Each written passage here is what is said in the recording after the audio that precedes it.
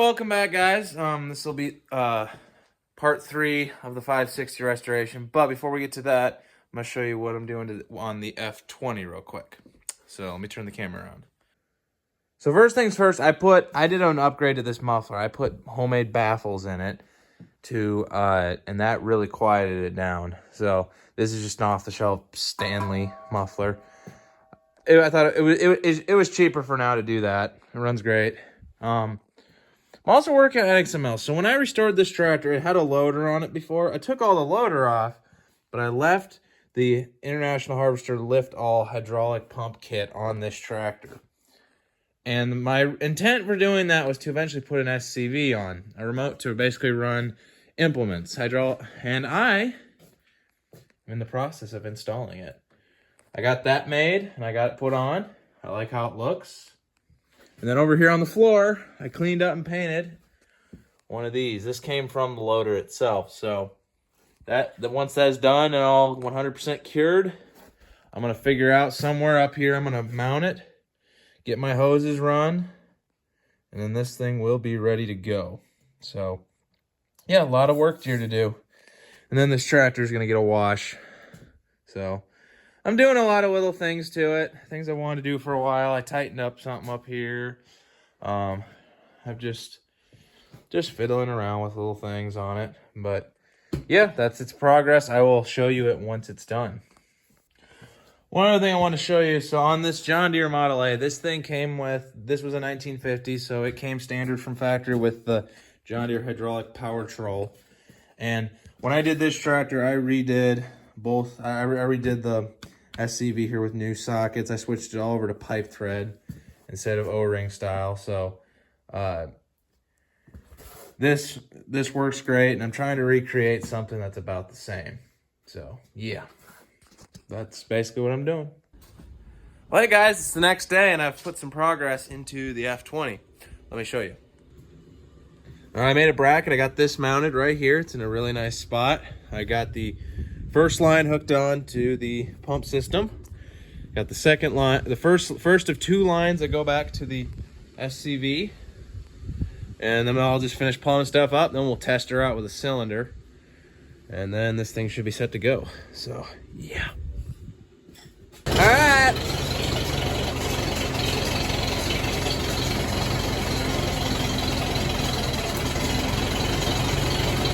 Did it!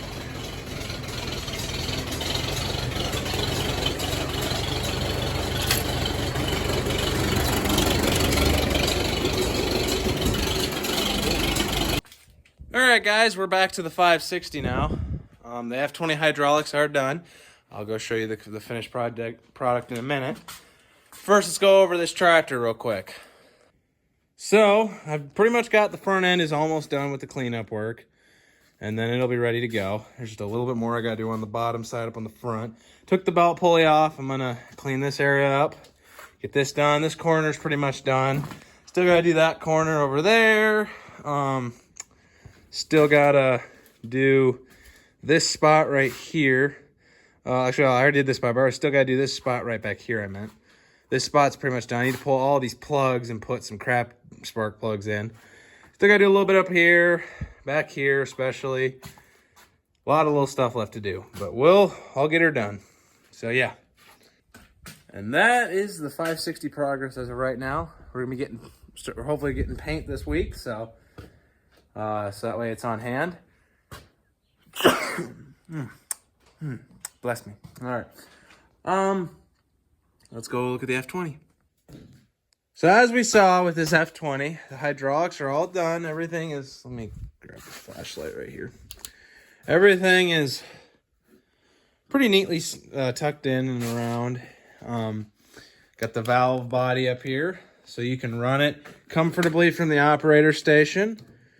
And everything's nice and run. And right back here is the SCV.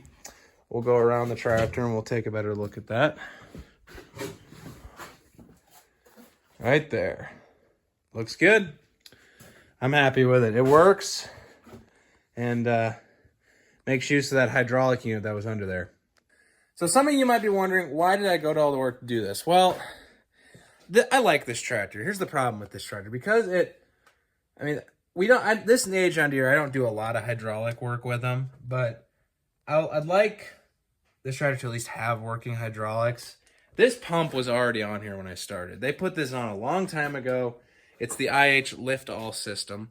They put it on to run the loader that was on here before. You've obviously seen the loader. So I took some of the hydraulic components from the loader. This is one of the valve bodies that ran. This one would, I think, ran the bucket. So the reason I did it because I didn't want to take this unit off. I kind of wanted to put hydraulics on this thing. Never got to it until I decided, now that I had it in here, I decided I would finally do it. And I was able just to use up parts I already had from the loader and laying around in this shop to put this together effectively. And it works. So, yeah. That's why I did that. Will I do too much hydraulic work with this? Probably not. But it's there because someday I have plans for it. We'll see what happens.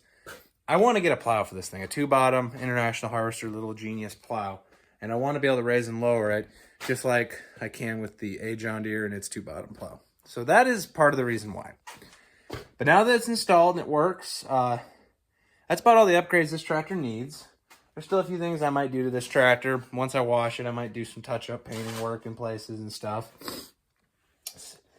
Might take a look and make sure this isn't leaking anymore.